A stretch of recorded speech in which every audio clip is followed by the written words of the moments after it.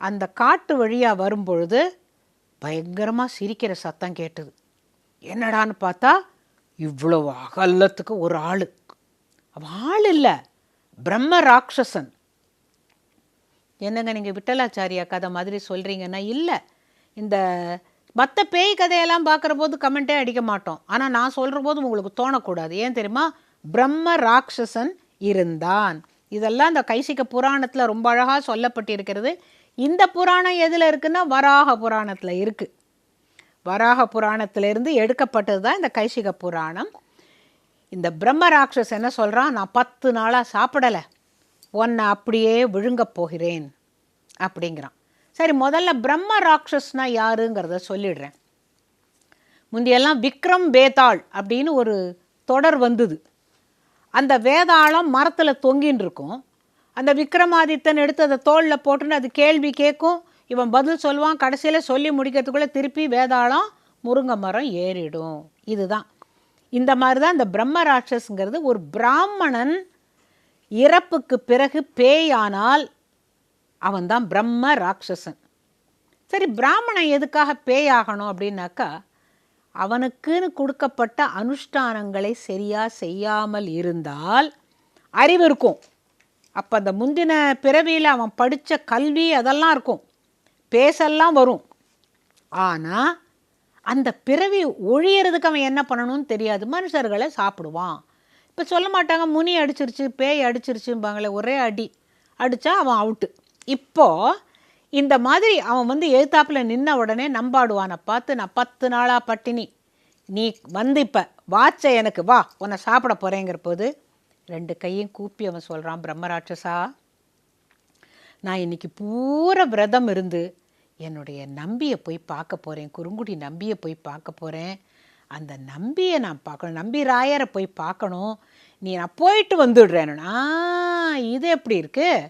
நான் உன்னை பிடிச்சி சாப்பிட போகிறேங்கிற, நீ கோவிலுக்கு போயிட்டு வரேங்கிற.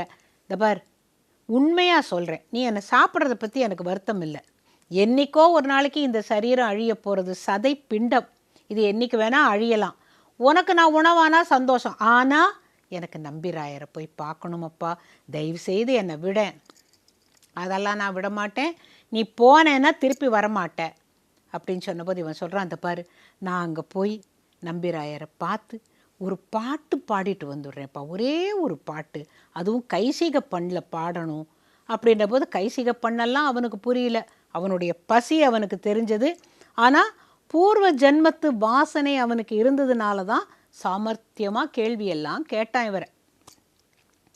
அப்போ என்ன சொல்கிறார், இந்த நம்பி என்ன சொல்கிறாருன்னா, ஒரு காரியம் பண்ணு, சத்தியம் பண்ணால் நம்புவியா, நீ தான் பிரம்ம ராட்சஸ் ஆச்சே அப்படின்னு போது, என்ன சத்தியம் நீ பண்ண போகிற அப்படின்ன பொழுது 18 விதமான சத்தியத்தை அவன் சொல்கிறான். அதை இன்றைக்கும் அந்த நாடகம் நடித்து காட்டுறாங்க. அது பாரம்பரியமாக வந்த அதே வரிகளை அங்கே இருக்கிற அந்த குழந்தைகள்லாம் நடித்து காட்டுற பொழுது உண்மையிலேயே நமக்கெல்லாம் மெய் சிலிர்த்து போகும். அதுவும் பிரம்மராட்சசனாக வரார் ஒருத்தர், அதுக்குன்னு அவர் 10 நாள் விரதம் இருந்து அந்த ஒன்னொன்னையும் கட்டிட்டு, இதெல்லாம் நீங்கள் பார்க்கணும். அதாவது தெருக்கூத்து எல்லாம் மறைஞ்சு போச்சு, இப்போ டிவியில் பார்க்குறாங்க. அந்தந்த கிராமங்களில் தெருக்கூத்து பார்க்குறது, இந்த கைசிக நாடகம் பார்க்குறதெல்லாம் வாழ்க்கையில் கிடைக்க முடியாத ஒரு பாக்கியம். அதை நீங்கள் போய் பார்க்கணும் திருக்குறுங்குடியில். இப்போ இவன் என்ன சொல்கிறான், நான் பொய் சொன்னவனாவேன், இந்த பொய் சொன்னால் என்ன பாவமோ அந்த பாவம் எனக்கு வரட்டும். எல்லாரும் தான் பொய் சொல்கிறாங்க. நான் மாற்றான் மனைவியை தப்பான எண்ணத்தோடு பார்த்த பாவத்துக்கு ஆளாவேன்.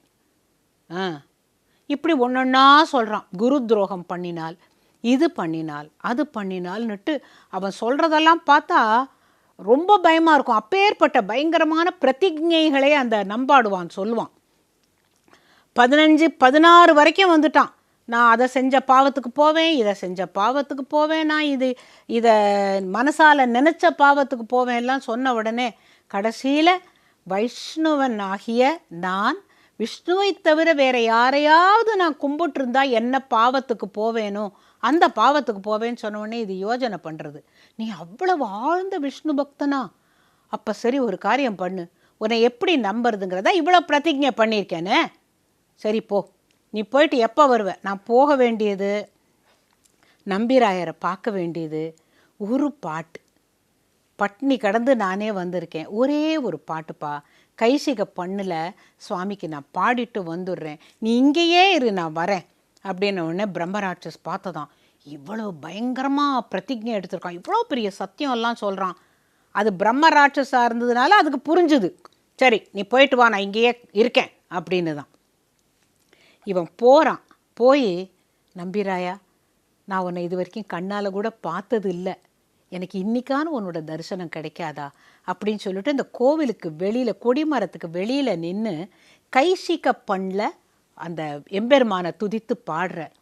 இந்த கைசிக பண் அப்படின்னு எனக்கு சொல்லுகிற பொழுது அதுக்கு ஈக்குவலாக ராகம் என்னன்னு சொல்லணும்னா பைரவி.